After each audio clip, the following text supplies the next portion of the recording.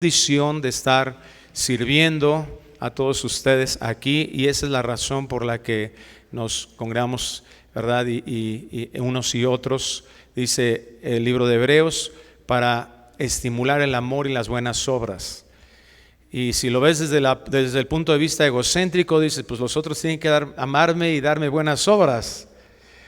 Pero el asunto exhortativo ahí es, yo os tengo que participar de eso. Aquí es donde aprendo a amar, aquí es donde aprendo a hacer buenas obras con personas que son muy semejantes a mí.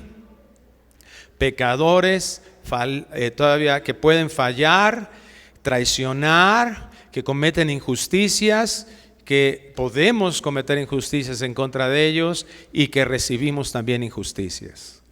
Si tú tenías la idea de que la iglesia es un grupo de personas que ya nunca te van a fallar, te equivocaste. La Biblia no enseña de eso. Vamos en un proceso, pero amar, dice 1 Corintios 13, que amar, el amor nunca, dice, el amor no guarda rencor. Entonces el amor, ¿qué hace? Perdona. Si no guarda rencor, hace lo opuesto a eso, perdona. ¿Y qué vas a perdonar? El hermano que cuenta buenos chistes, ¿le vas a perdonar los buenos chistes que cuenta?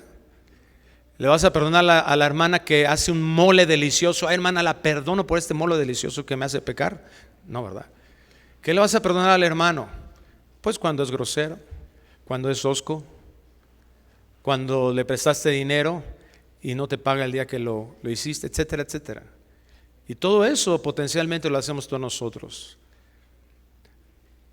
Así es que Dios nunca nos enseña que vamos a llegar a un lugar donde va a haber infalibilidad. Ahí es donde se va a estimular el verdadero amor. No el amor sentimental, no el amor que me hace sentir bien. El amor como Cristo, que Cristo mostró, que fue a la cruz del Calvario y se derramó la ira de Dios sobre él por quien amó. Él no causó la ira del Padre, nosotros la causamos. Nuestro pecado lo causó. Merecíamos eternamente estar sufriendo el castigo de nuestro pecado, que era el abandono de Dios absoluto. Eso fue lo que recibió Cristo en la cruz, cuando clamó Elí, Elí lama sabactani, Dios mío, ¿por qué me has abandonado? Ese abandono que nosotros merecíamos, esa soledad impresionante, conjunta de todos los hijos de Dios, ese sufrimiento que nuestra mente no puede ni siquiera tratar de imaginarse, fue lo que Cristo pagó. Así nos enseña el Señor a amarnos. Todavía no empiezo la predicación, Pero gracias a Dios, hermanos. Yo quiero motivarlos. Venimos poco para acá, pero con mucho amor hacia ustedes queremos exhortarles, animarlos a que se amen, a que si hay diferencias, eso no es la razón para abandonar la iglesia, a que si alguien hizo algo en contra mía, esa no es la razón para yo irme, o los problemas dentro de la iglesia, de ninguna manera. Yo tengo que ser el agente de bendición para otros.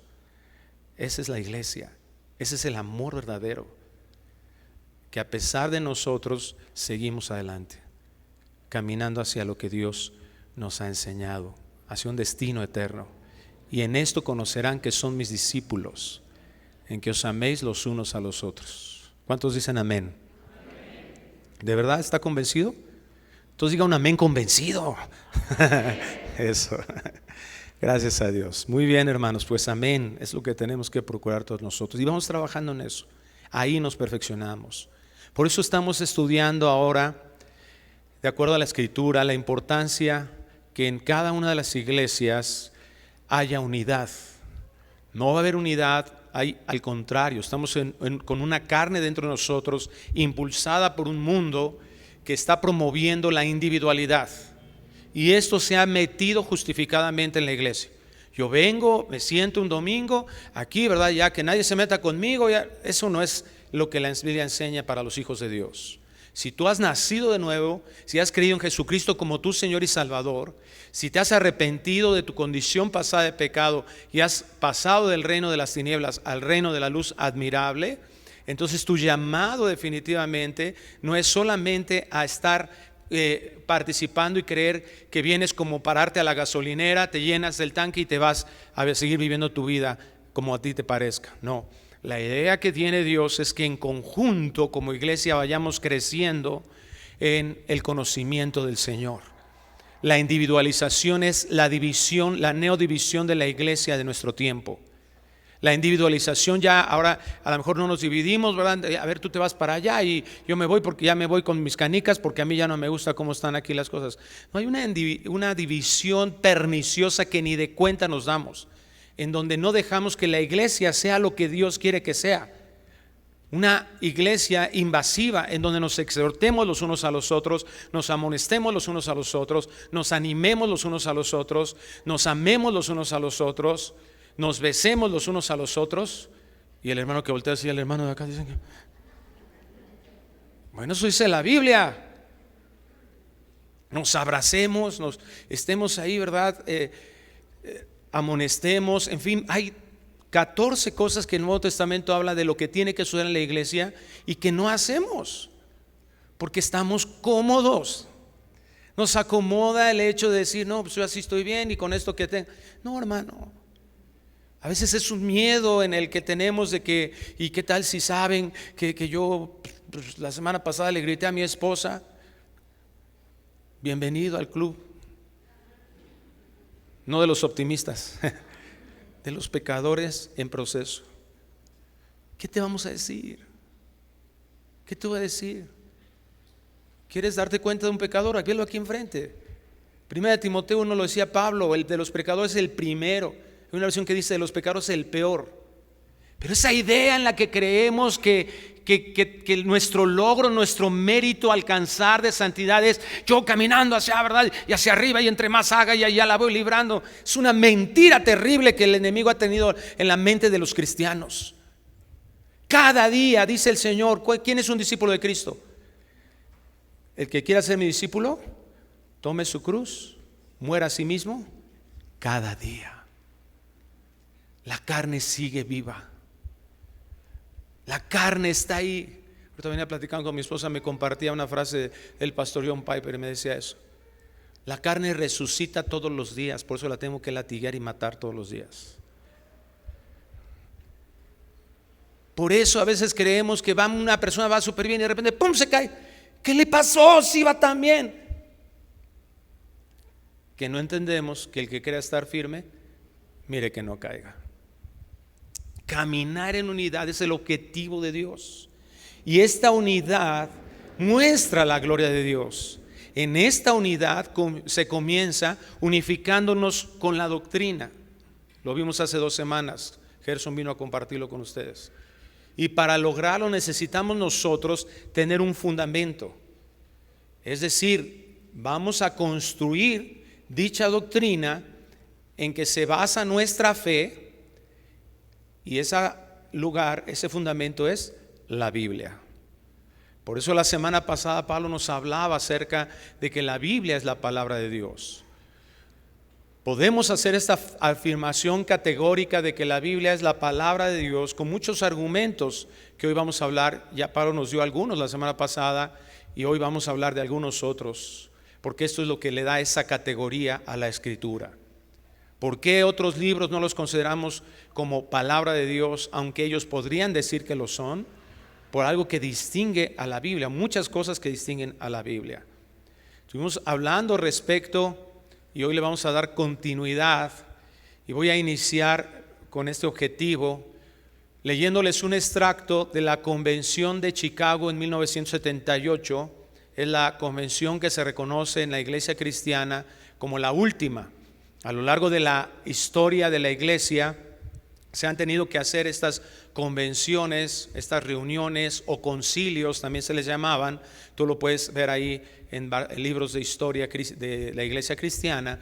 Y esas reuniones eran porque la iglesia estaba siendo atacada, principalmente en puntos muy importantes doctrinales, debido al ingreso de algunas ideas desde el siglo XIX, finales del XIX y el XX, algunas ideas que le llamaban, se le denominó la neortodoxia, en donde muchos pensamientos liberalistas, se le llama, ¿verdad?, de mentes liberales, se les comenzaron a ocurrir algunas buenas ideas. Y principalmente a principios del siglo XX emerge en la filosofía secular, es decir, en el pensamiento del mundo, surge el subjetivismo. Y entonces comienza a decir, bueno, para ti piensas así, para mí pienso así, vamos a respetándonos, y cada quien tiene su interpretación. Eso provocó que en el siglo pasado se desarrollaran una cantidad de ideologías que se le llamaron cristianismo, desviados completamente de lo que la Biblia enseña. Por eso en 1978 se juntaron varios teólogos, bastantes personajes estudiosos de la Biblia, y sacaron algo que, repito, se le llamó la Declaración de la Inerrancia Bíblica de Chicago, porque en esta ciudad fue donde se hizo. Y se dio una descripción que quiero leerles textualmente en relación a una de las características más importantes que como iglesia debemos nosotros tener como convicción. Esta característica es la infalibilidad de la Biblia. Déjenme leérselos literalmente, que saqué varios extractos de esta declaración de la Convención de Chicago de la Inerrancia Bíblica de 1978. Es un término teológico apropiado para referirse a la completa veracidad de las Escrituras, habiendo sido dada por inspiración divina. Es verdadera y confiable en todos los asuntos que trata. Es la calidad, habilidad o potencial de aquello de lo cual no induce al error. Es incapaz de cometer errores o de errar. Estamos hablando del hecho de que la Biblia no viola sus propios principios de la verdad. Esto no significa que la Biblia esté libre de irregularidades gramaticales o similares, pero que no contiene afirmaciones que están en conflicto con la realidad objetiva. Es una doctrina en última instancia sobre la base de la enseñanza de Jesús mismo, y por eso podemos afirmar que la Biblia es verdad, fiel y confiable. Esto último yo se lo añadí, porque es el título el día de hoy de la predicación. La Biblia, verdad, fiel y confiable. Vamos al Evangelio de Juan, capítulo 17, versículo 14. En esta porción donde Cristo ora por sus discípulos. ¿Cuáles discípulos? Los que tenía ahí a la mano. Sí, pero ahí en la misma oración dice, no tan solo oro por estos, sino por los que han de creer. Entonces Juan 17 es una oración por nosotros, por ti y por mí. Cristo estaba intercediendo ante el Padre con estas palabras. Es una oración larga, pero quiero extraer solamente 4 versículos, del 14 al 17. Dice Juan 17, 14.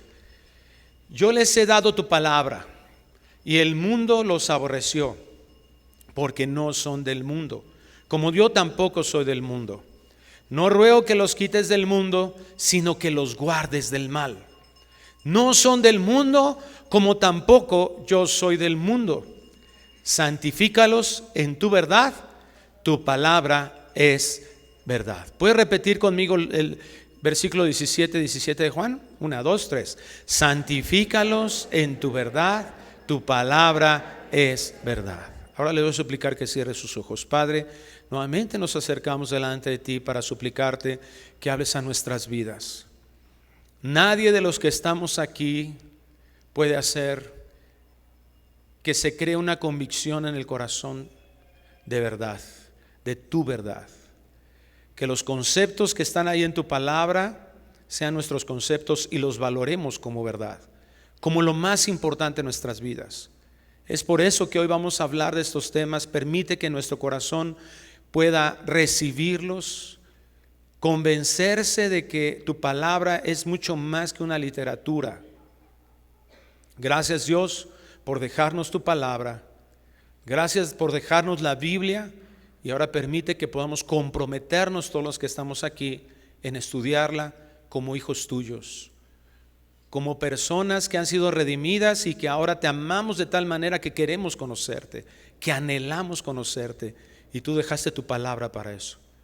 Así es que, Señor, permite que el día de hoy lo que aprendamos pueda desarraigar la flojera, la pereza, la inconstancia, que pueda desarraigar la negligencia, Señor. Eso lo puedes hacer solo tú.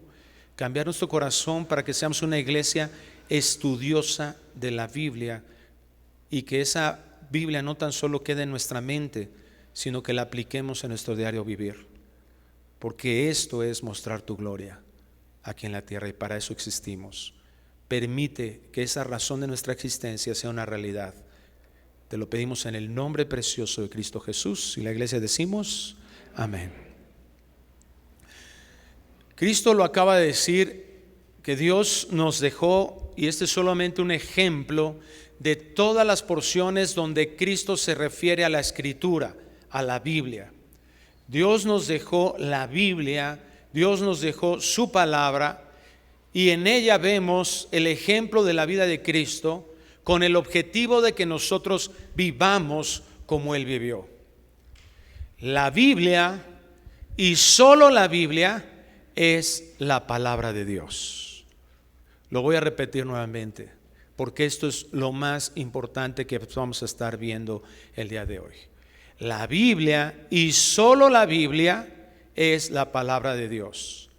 Suficiente, inerrante, veraz, infalible. Estas 4 características son las que usted el día de hoy, por favor les suplico, pueda aprenderse. Suficiente, inerrante, veraz e infalible. Quiero leerles una porción del libro de Wayne Grudem, Doctrina Bíblica, en donde él hace una definición de lo que es la inerrancia bíblica. Inerrancia de la Biblia quiere decir que la Biblia en los manuscritos originales, esto es muy importante que lo entendamos, no puede afirmar nada que sea contrario a la realidad. Esta es la definición de que la Biblia es veraz, es verdadera, es verdad en todo su contenido, en sus manuscritos originales. Ahora tenemos un conflicto, no tenemos los manuscritos originales, pero sí tenemos copias suficientes para aseverar que en un alto porcentaje, los expertos determinan que en un 99% estamos asegurados que tenemos lo mismo que se escribió en los manuscritos originales. Esta definición enfoca la cuestión de la veracidad o falsedad del lenguaje de la Biblia. Sigo citando a Grudem. La definición en términos sencillos simplemente quiere decir que la Biblia siempre dice la verdad, y que siempre dice la verdad respecto a todo lo que considera. Esta definición no quiere decir que la Biblia nos dice todo lo que se puede conocer sobre cualquier tema, pero sí afirma que lo que en efecto dice respecto a cualquier tema es verdad. Se los vuelvo a leer para que se duerman chido. En términos simples, tenemos que estar seguros que todo lo que se habla en la Biblia, desde Génesis 1 hasta Apocalipsis 22, es verdad, palabra de Dios. Por eso nosotros, al saber esto, como hijos de Dios, debemos darle esta autoridad a la Biblia en nuestras vidas. Una de las grandes y terribles herencias que tenemos del cristianismo de las últimas décadas es que hemos heredado yo pienso, pues para mí es, yo siento que, Personas que están tomando decisiones radicales en sus vidas, amados, y que dicen, pues es que yo siento paz. Y luego yo como pastor oigo eso y digo, chale. Y ya con eso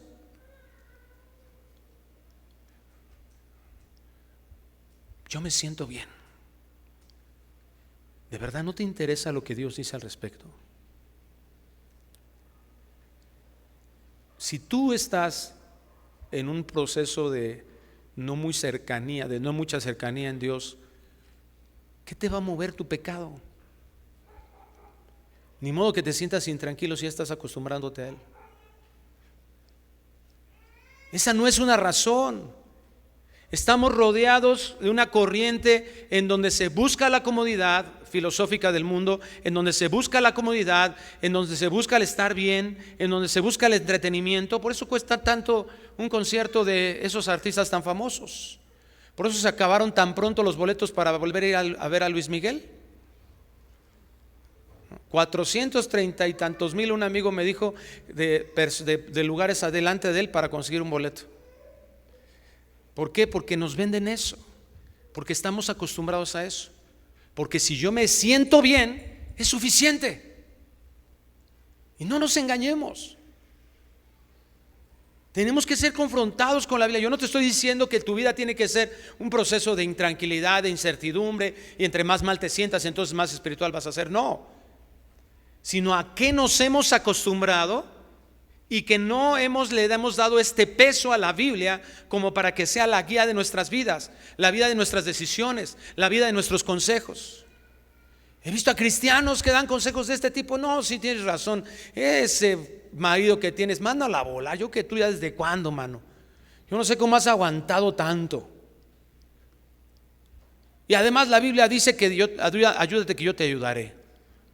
Herejías 4:5. Una de las cosas que como hijos de Dios, cuando alguien venga y te dé un consejo, dile muchas gracias por tu consejo. No lo rechaces, no seas grosero, pero sí dile, ¿pero dónde dice eso en la Biblia? Debemos cuidar lo que oímos y darle a la Escritura la calidad de palabra de Dios.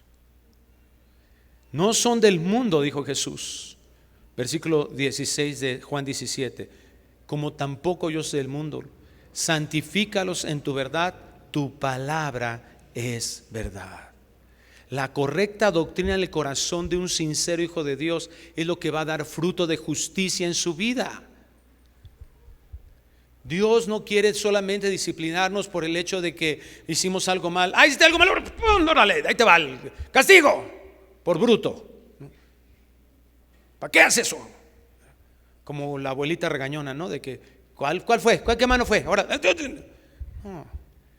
Es una manifestación de amor, dice Hebreos 12. Dios al que ama disciplina. Y la palabra disciplinar significa orientarnos a un objetivo. ¿De qué nos está sirviendo ser unos chillones? Ay, sí, yo sé, Señor, que tú me estás disciplinando y me estás mandando esto malo que me dices. Yo sé, Señor, pero ayúdame para pasarlo. Y ya. ¿Cuál fue el asunto de Israel en el desierto? No escucharon mi voz. No atendieron a mi voz. Dios quiere que nosotros entendamos eso. La Biblia es la verdad. ¿Quieres saber algo que te oriente, que deje de la confusión? Porque mira, el mundo nos está rodeando. Satanás se llama el engañador. ¿Y qué es un engañador? Alguien que procura engañar. ¿Y qué es un engaño? Que procura que nosotros estemos engañados, que estemos con engaños en nuestra mente. ¿Y qué es un engaño? Un engaño es una mentira que se disfraza de verdad. Y de eso hay en el mundo.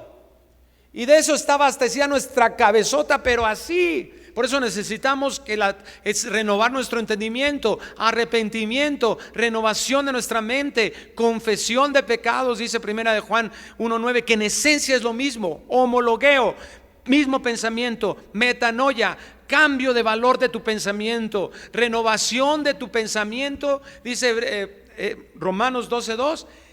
transformación, cambios que se hacen se manifiestan en el exterior.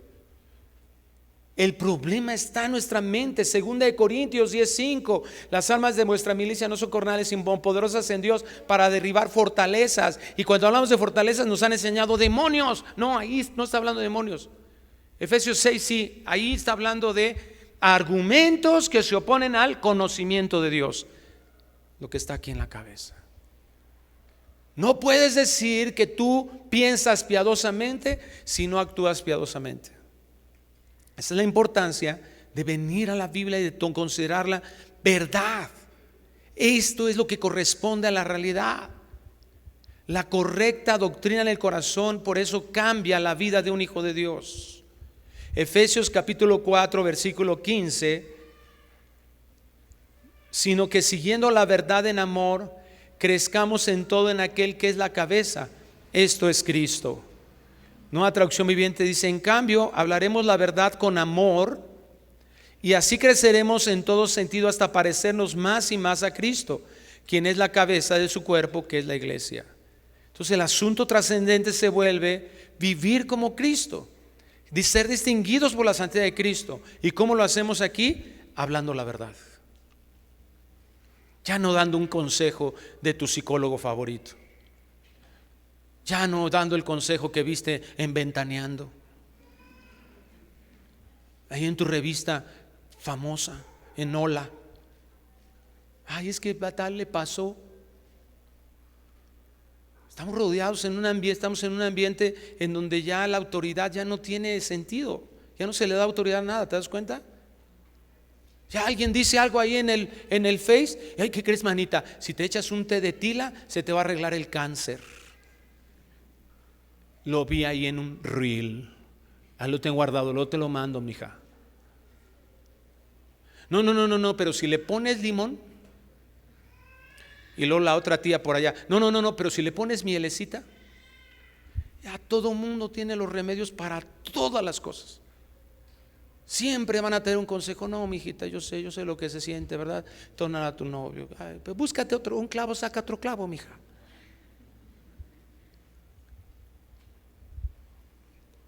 ¿Qué dice Dios? La Biblia, este es un principio que nos delega esta convención de la inerrancia bíblica. La Biblia es la única regla infalible de nuestra fe y de nuestra práctica. Es la que tiene la capacidad autoritativa de gobierno en la vida de un hijo de Dios. Por eso es importante que si es palabra de Dios, entonces nosotros le damos la calidad de que es en su totalidad es inerrante, que su contenido no tiene errores, como lo decía Wayne Grudem, que es en su esencia libre de falsedad, de fraude o de engaño. No está limitada solamente, porque este es uno de los problemas que fueron generados a principios del siglo pasado, que decían: no, pero es que la Biblia habla de cosas. Ahorita voy a darles algunos datos importantes de cómo la historia, algunos historiadores hasta el siglo XVII pensaban que la Biblia se equivocaba en el Evangelio de Lucas respecto a la cronología que se narraba ahí. Y esto es algo maravilloso que tenemos como herramienta desde el siglo XVIII. Entonces, no podemos nosotros pensar que solamente la Biblia, cuando habla de temas religiosos, de redención, sino en todo su contenido, en todo lo que habla, cuando habla en relación al mundo, cuando habla en relación a la historia, cuando habla en relación inclusive de cómo fue originado todo. El mundo es impresionante, pero hay personas que le creen más a lo que les dice su maestro de física, su maestro de historia, su maestro de química, que lo que la Biblia enseña. No sé cuántos han ido, por ponerles un ejemplo, al Museo de Historia Natural. Y cuando tú entras en una de las salas, ves ahí una muchachita ahí, ¿verdad? Rarita, ¿no? Así chiquita, y dicen que está, hablan que esa mujer, ¿verdad? Esa muchachita descubrieron sus restos en un lugar determinado. ¿Sabes de dónde dedujeron que así era esa muchacha? De 2 pequeños huesos. Con 2 huesos hicieron todo eso. Y nosotros aplaudimos algo que se le llama pseudociencia y no podemos distinguir entre lo que realmente se ha descubierto como ciencia y las hipótesis que muchos solamente por cuestiones económicas principalmente están generando eso como si fueran verdades. Y nosotros ya estamos ahí, hijo, pues ¿a quién le haré caso? ¿Al Big Bang? Hicieron una serie bien buena, dice. O a la creación. Tengamos mucho cuidado. Los científicos de los últimos tiempos, vivimos un tiempo en el que se negaba y que el ateísmo era como la moda en el área científica. En los tiempos actuales, los científicos de todo el mundo están convencidos que el ateísmo filosóficamente es una falacia. Las últimas corrientes, ¿verdad?, de los científicos más serios al día de hoy entienden que eso es una imposibilidad, que la nada nunca ha producido nada. Así es que hablar de los temas también de historia, de creación, del diluvio, son temas en los que tenemos que tener cuidado, como la pseudociencia está hablando en contra de la Biblia sin ningún argumento. De las personas que yo conozco que hablan en contra de la Biblia, de las que yo conozco personalmente, siempre les pregunto, ¿ya la leíste toda? Ni una sola, escúchame esto, ni una sola persona que habla en contra de la Biblia la ha leído en su totalidad. Y muchos ni siquiera una parte se han acercado. Pero es que alguien les dijo, es que lo leyeron en la secund, les mandaron a leer ahí, ¿verdad?, la truculenta historia del capitalismo. Y sí, ha habido en la historia una manipulación de la religión en la política, etcétera, con intereses, pero eso no significa de ninguna manera que la Biblia no tenga razón. Tengamos mucho cuidado. La Biblia es la verdad absoluta.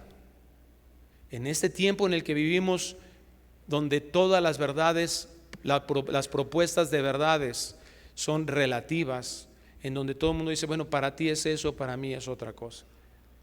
Dice Josh McDowell que el relativismo es válido para los relativistas hasta que alguien quiere ser relativista con ellos. La Biblia es la verdad absoluta, inspirada a pesar de que fue escrita por hombres. Segunda de Timoteo 3:16.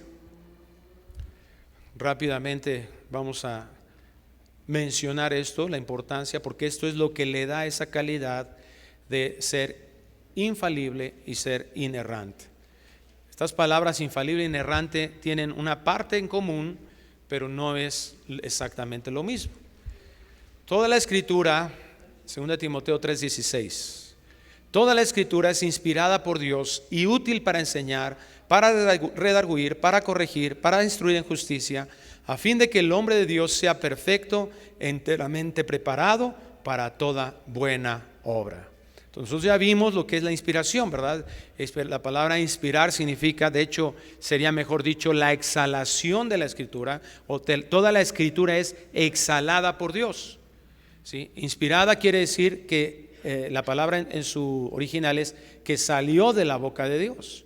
Entonces la inspiración no significó que de ninguna manera esto le dio a la calidad a los escritores de ser omniscientes. Pero fue una influencia del Espíritu Santo, como vamos a ver en 2 de Pedro capítulo 1, en donde fue una influencia del Espíritu Santo, en donde los escritores se pudo confiar en ellos. Y aunque todos nosotros como seres humanos, excepto en nuestra vida caída, porque Adán no lo era, ni lo seremos cuando estemos glorificados, ni Cristo lo fue, todos somos tendientes al error. No todo lo que hacemos es error, ¿cierto?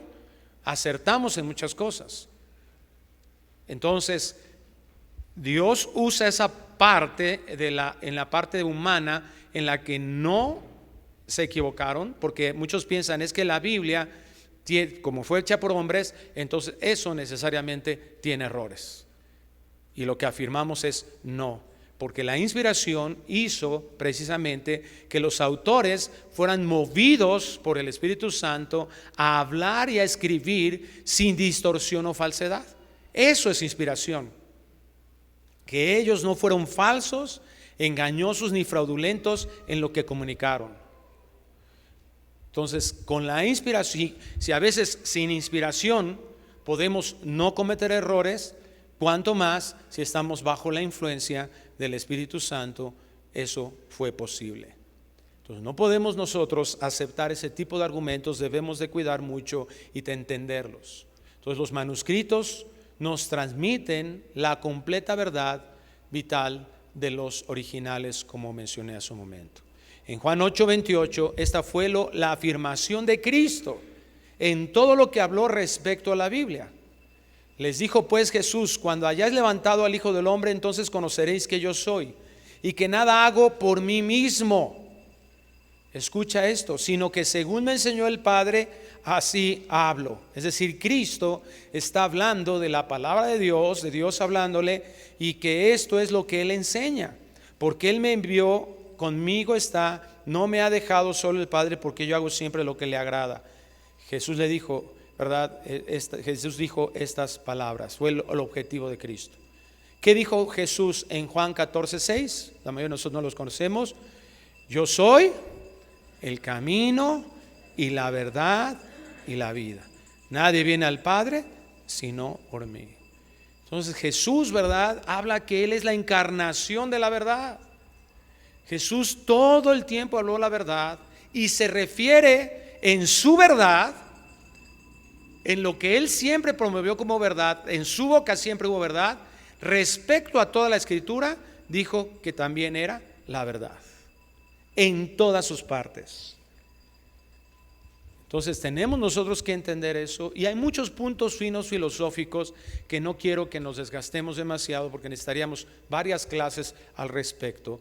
Pero si tú tienes algunas dudas, tal vez algunos de ustedes están confrontándose en medios filosóficos, en medios en donde en la universidad te están cuestionando esto, con mucho gusto tenemos una oficina, llámanos, hacemos una cita y hablamos de todo lo que implica. Hoy voy a hablar de algunos ejemplos importantes que van a ser herramientas para que todos nosotros podamos darnos cuenta de esta infalibilidad de la Biblia, porque es palabra de Dios.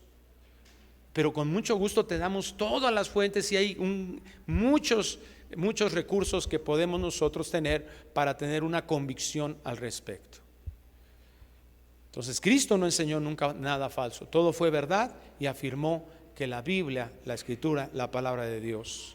Si Él hace esto como lo acabamos de leer, entonces sería Él un mentiroso, sería un pecador, y no sería de ninguna manera posible que Él fuera nuestro Redentor. Vamos rápidamente a 2 de Pedro 1:16. Ya nada más me falta como una hora de clase.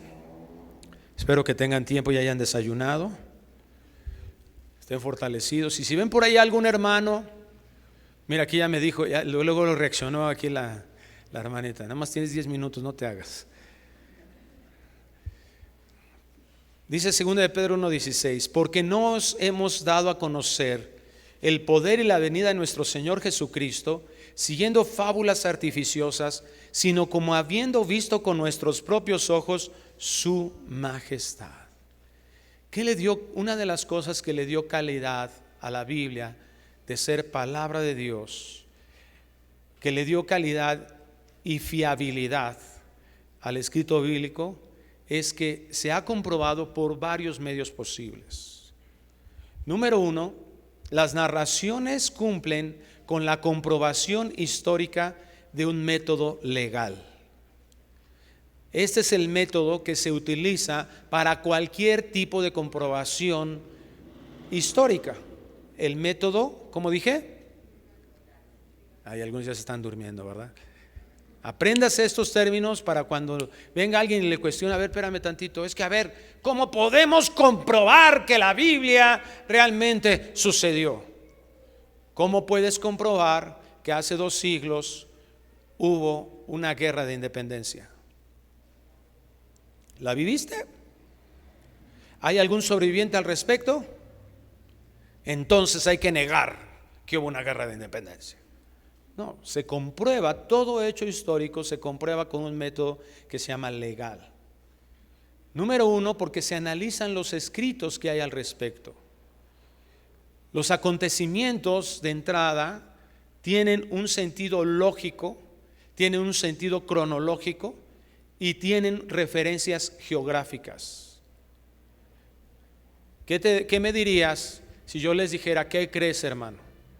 Salí a las 5 de la mañana de aquí de Atizapán, de Rincón de la Montaña, que es donde yo vivo, y apenas voy llegando. ¿Qué me dirías? Pues te veniste de rodillas, caminando. No, en auto. ¿Te encontraste algún embotellamiento?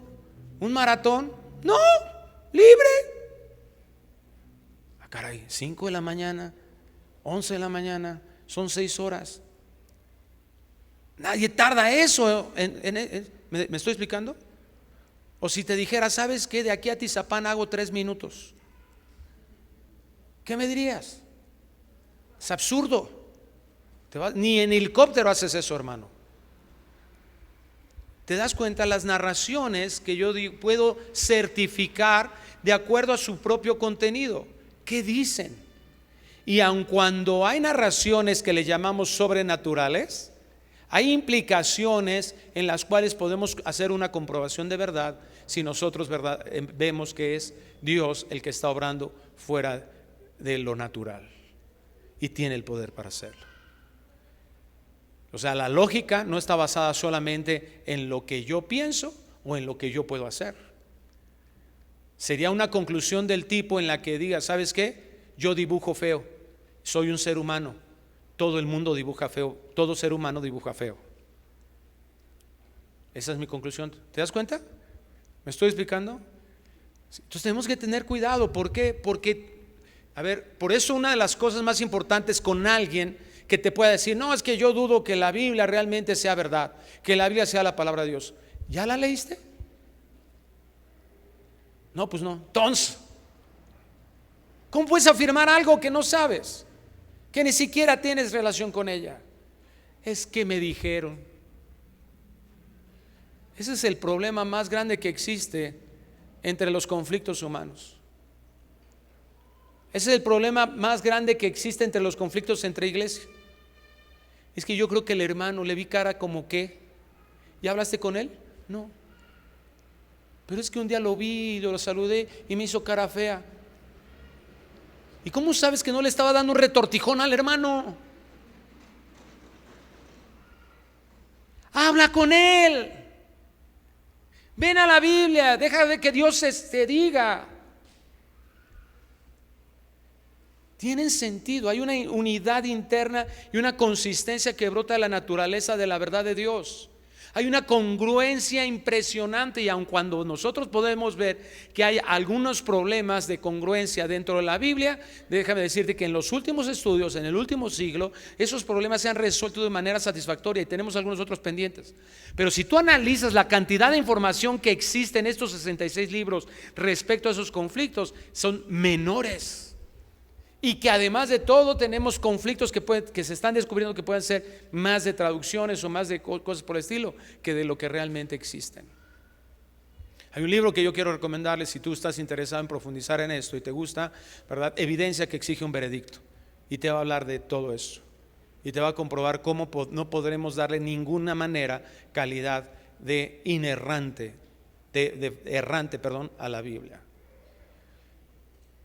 Este mismo texto de 2 de Pedro 1:16 en la Biblia de las Américas dice: porque cuando os dimos a conocer el poder y la venida de nuestro Señor Jesucristo, no seguimos fábulas ingeniosamente inventadas, sino que fuimos testigos oculares de su majestad. ¿Qué comprobó? ¿Qué selló? El testimonio de los apóstoles, el testimonio de todos los discípulos, selló para que pudiéramos darle calidad de verdad a estos escritos, su propia vida. El cambio trascendental que hubo de su forma de vivir, pero sobre todo cómo terminó su vida. Ellos dieron su vida por el Evangelio. Fueron capaces de entregar su propia vida. En otras palabras, murieron por eso. Versículo 17 de 2 de Pedro 1. Pues cuando él recibió de Dios Padre honra y gloria, le fue enviada desde la magnífica gloria una voz que decía: este es mi Hijo amado en el cual tengo complacencia. Y nosotros oímos esta voz enviada del cielo cuando estábamos con él en el monte santo. Pedro, Jacobo y Juan experimentaron la transfiguración. Nadie les contó, no fue un invento, ellos lo vieron. Y es lo que está testificando aquí Pedro. No fue un interés mezquino, porque si fuera un interés mezquino, mira, cualquier ser humano, por cualquier cantidad de lana, es capaz de dejarla por su propia vida. Los apóstoles dieron su vida por causa de la verdad. Muchos de ellos, ¿verdad?, fueron capaces de vivir cualquier tipo de sufrimiento aquí en la tierra. Lucas 19:39. Entonces algunos de los fariseos de entre la multitud le dijeron: Maestro, reprende a tus discípulos. Él respondiendo les dijo: os digo que si estos callaran, las piedras clamarían. Escucha esta verdad, este cumplimiento de las palabras de Cristo. No existe ningún descubrimiento arqueológico, lo voy a repetir, no existe ningún descubrimiento arqueológico en todo el mundo, en toda la historia humana, que niegue un acontecimiento bíblico. Esto es maravilloso. Y tú creyéndole más a la universal que a la Biblia o al noticiero. Muchos de nosotros vemos más noticieros, más palabras en los noticieros escuchamos que lo que leemos en la Biblia. No existe ninguno solo.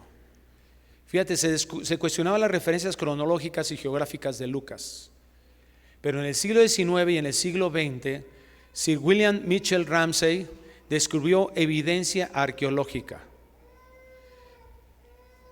En 1929 se descubrió en Ras Shmara.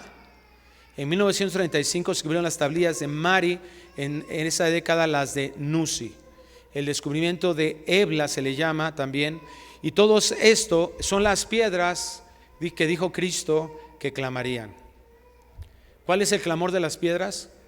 Que cuando un arqueólogo levanta su pala con tierra, comprueba la autenticidad de la Biblia. Estos descubrimientos que acabo de mencionar, que bueno, ya despertó al hermano que está por allá. Estos descubrimientos que le acabo de mencionar fue lo que confirmó que Lucas el evangelista tenía perfectamente bien su cronología, que hasta el siglo XVIII y XIX, hasta el siglo XIX se dudaba de eso. Las piedras claman. Regresamos a 2 de Pedro 1:19.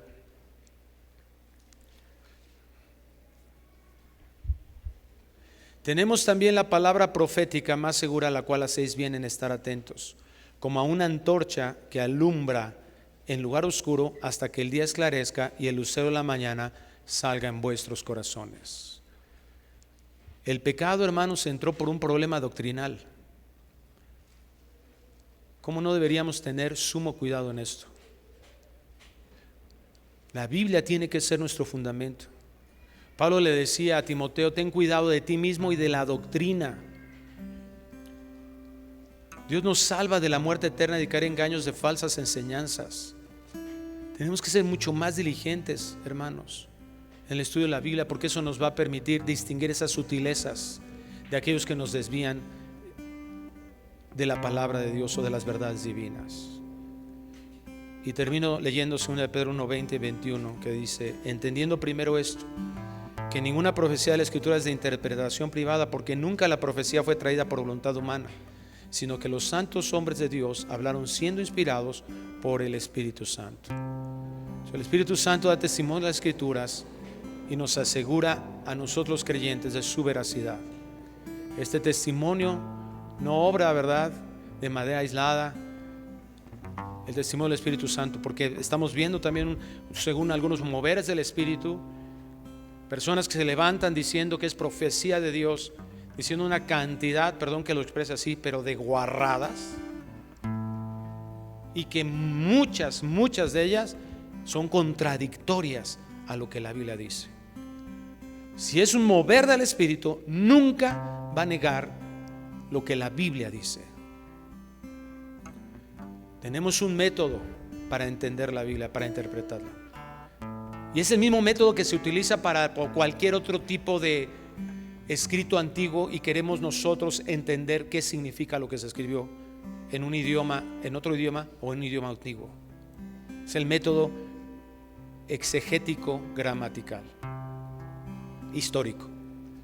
Entonces, atendiendo, ¿verdad?, esto, nosotros vamos a saber que estamos encontrando el verdadero mensaje de la Biblia. Pero no se puede, hermano, no se puede, con todo cariño te lo digo, no se puede hacerlo con una predicación a la semana. Si nosotros no estamos día y noche meditando en la palabra, si no amaneces y dices: Señor, ¿qué tienes que decirme? ¿Qué quieres hablar a mi corazón?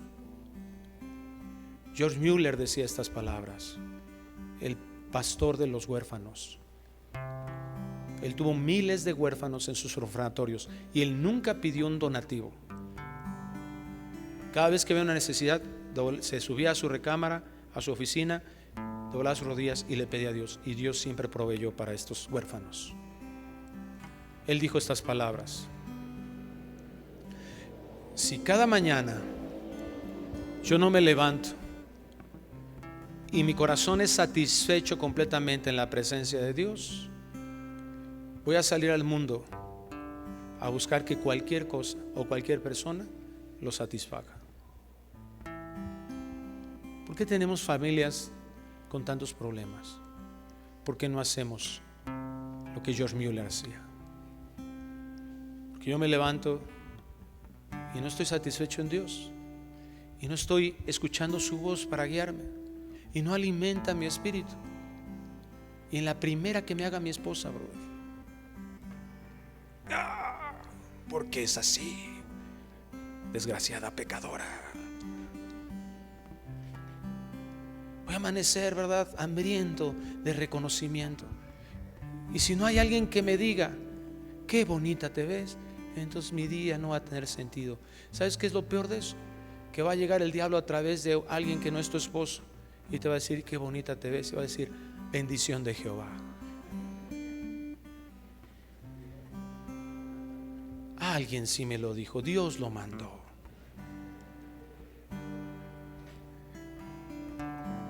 Nadie puede cargar con la carga de la satisfacción de otra persona. Eso solamente lo puede hacer Dios. Estamos diseñados para eso. Decía Blaise Pascal: el hombre tiene un vacío en su corazón del tamaño de Dios. Lo queremos llenar con tantas cosas, pero solo Dios. Tenemos que estar día con día. Y cuando tú estés día con día esperando esa voz de Dios, te aseguro una cosa: vas a necesitar de que alguien más te ayude. Estar en la presencia de Dios va a ser tan hermoso que vas a buscar en su palabra conocerle más, vas a desear conocerle más, y te vas a dar cuenta que tú solo no puedes. Y entonces vas a tener la necesidad de inscribirte en un discipulado.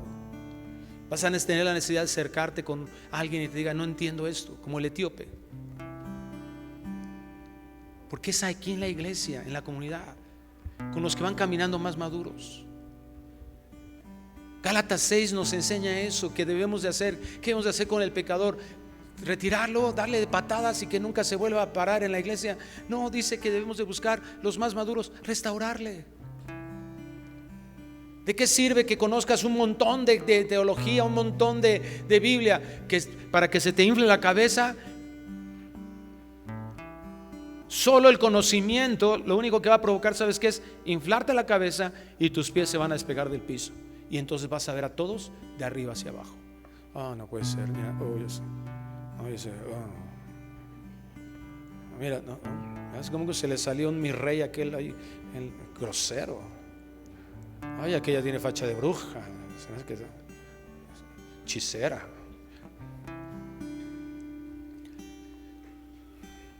La verdadera madurez espiritual se logra. La evidencia de una verdadera madurez espiritual es cuando podemos reconocer cuán débiles somos. Y cuando entendemos que la fortaleza la tenemos en la gracia de Dios. ¿Qué le dijo el Señor a Pablo? Bástate mi gracia, porque mi poder se perfecciona en tu debilidad. Esa es la manifestación. Ahí hay un lugar, un hueco para la manifestación del poder de Dios. Cuando reconocemos cuán débiles somos y clamamos a Él por la ayuda necesaria. Y entonces eso rompe con cualquier necesidad de reconocimiento. Yo no voy a necesitar que el pastor me vea ahí para ver si ya me pone en un lugar, a ver si ya cuando estoy en la presencia de Dios y entiendo que su gracia me basta, yo no voy a necesitar que los demás me reconozcan. Y si estoy en lo oculto haciendo obras para la gloria de Dios, amén, porque eso es lo que Dios más va a reconocer en la vida de una persona en la eternidad. ¿Qué les decía a los fariseos? Se ponen en las esquinas para que vean cómo oran y los aplauden. ¿Y qué dice Jesús? Ya tienen su recompensa. Esa es su recompensa. Pero cuando nuestra dependencia está en Dios y nuestro reconocimiento lo buscamos en Él, vas a ser capaz, como la iglesia primitiva, de dar tu vida, porque eso sí lo ve el Señor. No vas a tener problemas si tus hijos o tu esposo te agradecen o no te agradecen por lo que hiciste. Vas a animarte a darte cuenta que Dios te mandó a amar a tu familia y no importa si son agradecidos o no. Y vas a seguir trabajando y dando tu vida porque cumplir el propósito por el cual Dios te puso en esa familia. ¿Y dónde encuentras eso? En la comunión, en la intimidad con Dios. Tú hablándole a Dios y Dios a través de su palabra hablándote a ti. Cierra tus ojos, por favor. Gracias, Señor, porque podemos tener estas confesiones donde podemos establecer la plena autoridad, infalibilidad e inerrancia de la Biblia, de tu palabra. Ayúdanos, Señor, para que entendamos este fundamento, porque esto es lo que nos va a llevar a una comprensión de la fe, de la Escritura, de la doctrina. Esto nos va a llevar a un verdadero entendimiento y nos va a conducir a la creciente conformidad a la imagen de Cristo. Cada vez seremos más como Cristo. Gracias, Señor. Que no rechacemos, como lo hemos hecho antes, esto que hemos aprendido de tu palabra. Esto ha sido trágico, ha traído graves consecuencias en la iglesia, ha traído graves consecuencias en nuestras vidas. Permite, Señor, que ahora entendamos que es tu palabra, que tú la inspiraste y que tiene calidad de verdad. Ella no falla, no es falible, es infalible. No tiene errores, pero tengo que buscar ese mensaje original que tú tenías para darle a tus hijos, a tus siervos. Pero lo más importante, Señor, es que podamos darnos cuenta de qué tan maravilloso has sido al dejarnos tu palabra hasta el día de hoy. Qué tan hermoso has sido, tan misericordioso al proveernos de eso. Que nosotros podamos ahora entender que en todos los sentidos de lo que hemos aprendido el día de hoy, que tu palabra, Señor, sea nuestra guía, sea lo que nos gobierne, sea la autoridad, sea la que nos conduzca, sea la que nos lleve a tomar decisiones. Bendícenos, Señor, para que esa palabra tuya nos lleve a vivir en santidad, como lo dijo Cristo. Te lo rogamos en el nombre precioso de Cristo Jesús. Amén y amén. Que Dios les bendiga, hermanos.